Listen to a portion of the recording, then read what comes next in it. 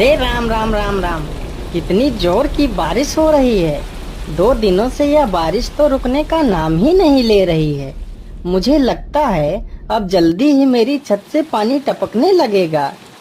तभी उधर से एक शेर बारिश से परेशान होकर छिपने की जगह ढूंढते ढूंढते उसी किसान की झोपड़ी के पीछे बने तबेले में घुस जाता है, जिस तबेले में उस किसान के कुछ गधे बंधे हुए थे। अंधेरा ज्यादा होने के कारण शेर गधों को देख नहीं पाता है और उन्हीं के बीच जाकर खड़ा हो जाता है।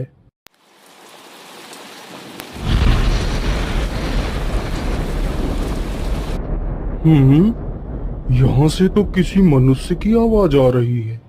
चलो चुपचाप बैठा रहता हूँ। जैसे ही यह आदमी मेरे करीब आएगा मैं इसे खा लूंगा। हाय हाय हाय, यह बारिश कब रुकेगी? ऊपर से यह टपका भी आ गया। अब मैं क्या करूं? इस टपके से कैसे बचूं? इतना तो डर मुझे शेर और बाघ से भी नहीं लगता है जितना डर मुझे इस टपके से लगता है। अरे यह टपका कौन है? मुझे लगता है यह टपका तो मुझसे भी ज्यादा खतरनाक है।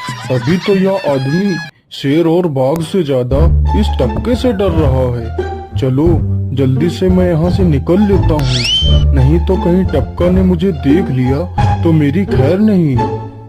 ओहो, अब मैं इस टपका से कैसे बचूं? चलो जल्दी से मैं अपनी मौसी के घर चला जाता हूँ।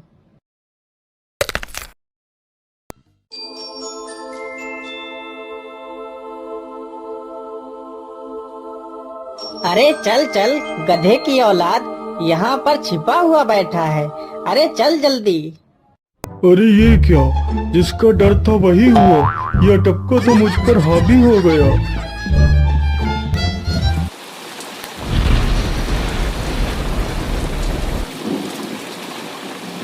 कैसे बचूं? कैसे बचूं? इस टपका से मैं कैसे बचूं? हे भगवान मेरी सहायता करो, मुझे इस टपका से बचाओ। मैं आज के बाद किसी प्राणी को नहीं मारूंगा। मैं मांसाहार छोड़ के शाकाहारी बन जाऊंगा। भगवान मेरी रक्षा करो। शेर को दौड़ते दौड़ते रात से सुबह हो जाती है।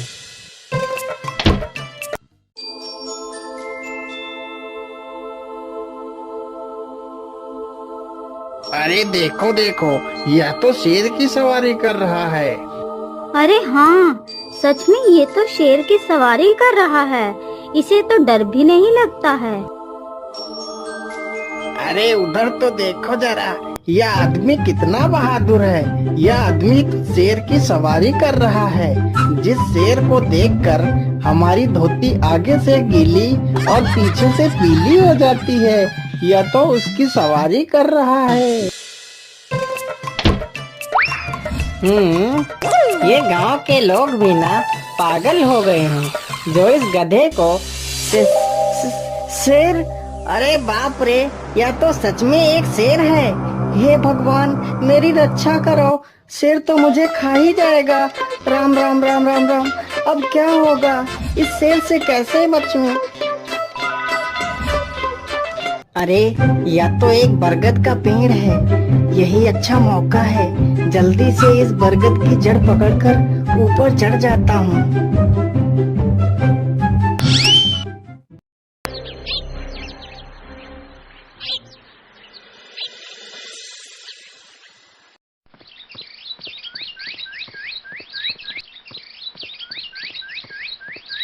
अरे शेर भैया, तुम इतनी जोर जोर से भागते हुए कहाँ जा रहे हो? आप तो बहुत डरे हुए लग रहे हो। आप तो जंगल के राजा हो, आपको किसका भय है? टपका, वो टपका मेरी जान के पीछे पड़ा है। अरे शेर भैया, जरा मुझे बताओ वो टपका है कहाँ? अरे भालू भैया, वो टपका मेरी पीठ से उतरकर उस बरगद के पेड़ पर चढ़ गया है। उसने मुझे रात भर खूब दौड़ाया है। वो तो भगवान का शुक्र है कि मैं जिंदा बच गया। चलो शेर भैया, मुझे उस टपके के पास ले चलो, जरा मैं भी तो देखूं आखिर ये टपका है कौन। अरे नहीं भालू भाई, बड़ी मुश्किल से तो मेरी जान बची है। मैं अपनी जान फिर जोखिम में नहीं डालूंगा। तुम्हें जाना है तो जाओ। अच्छा अच्छा, ठीक है शेर भाई, तुम यहीं रुको। मैं अभी बरगद के पेड़ पर देख कर आता हूँ। आखिर ये टपका है कौन? जाओ जाओ बच्चों, जब वो टपका तुम्हारे ऊपर हावी होगा तो पता चलेगा। अरे कहाँ है यह टपका जिसने राजा जी की हवा टाइट कर दी? चलो इस पेड़ पर चढ़कर देखता हूँ। अरे बाप रे बाप, शेर क्या अकेला कम था, जो ये भालू भी आ गया। मुझे लगता है कि आज मेरी मौत निश्चित है। भालू पेड़ पर उल्टा होकर चढ़ने लगता है, तभी किसान और तेज से कांपने लगता है। कांपने की वजह से किसान के हाथ से छड़ी छूट जाती है और उल्टा होकर चढ़ रहे भालू के पिछवाड़े पर जा लगती है। भालू धड़ाम से जमीन पर गिरता है।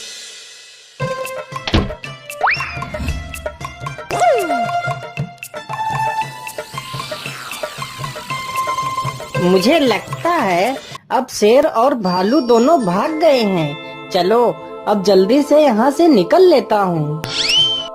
सारे राज्य में यह बात फैल गई कि हरिया किसान बहुत ही बहादुर है और वह शेर की सवारी कर लेता है। धीरे धीरे यह बात राजा तक पहुँच गई।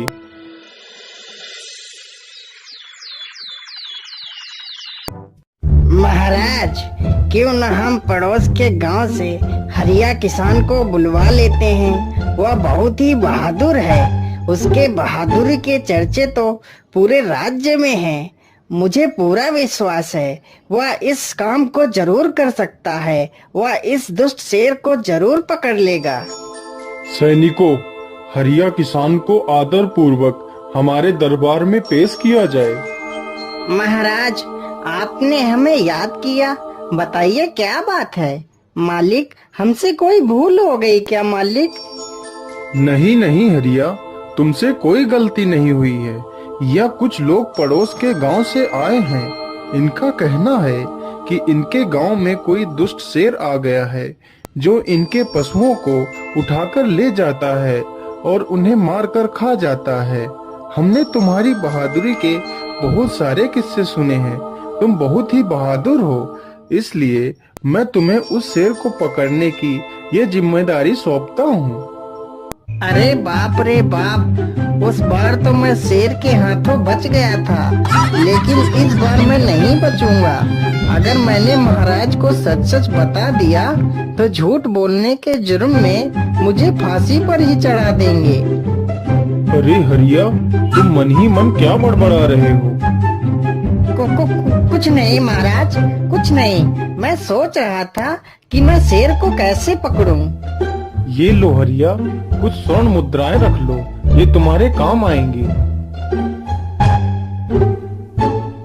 क्या करूं, कैसे पकड़ूं उस शेर को? ये महाराज ने भी मुझे कैसी दुविधा में डाल दिया है। क्या करूं, क्या करूं? हाँ, मिल गया। फिर हरिया बाजार से एक रस्सी और एक जाल तथा एक बकरी खरीद कर लाता है।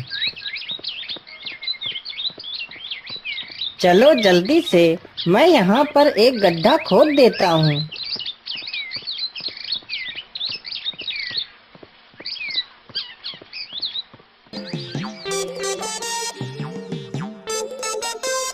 गड्ढा तो खोद दिया। चलो अब जल्दी से इस बकरी को रस्सी से बांध देता हूँ। हरिया ने बकरी को रस्सी से बांधकर गड्ढे में खड़ा कर दिया और जाल को लेकर पेड़ की डाल पर बैठ जाता है। थोड़ी ही देर बाद जब बकरी को भूख लगती है तो वह चिल्लाने लगती है। अरे, यह तो बकरी के चिल्लाने की आवाज है, लेकिन यह आवाज आ कहां से रही है? आसपास तो कोई नहीं दिख रहा है। मुझे लगता है यह आवाज उस पेड़ के पास से आ रही है। चलो चलकर देखता हूँ।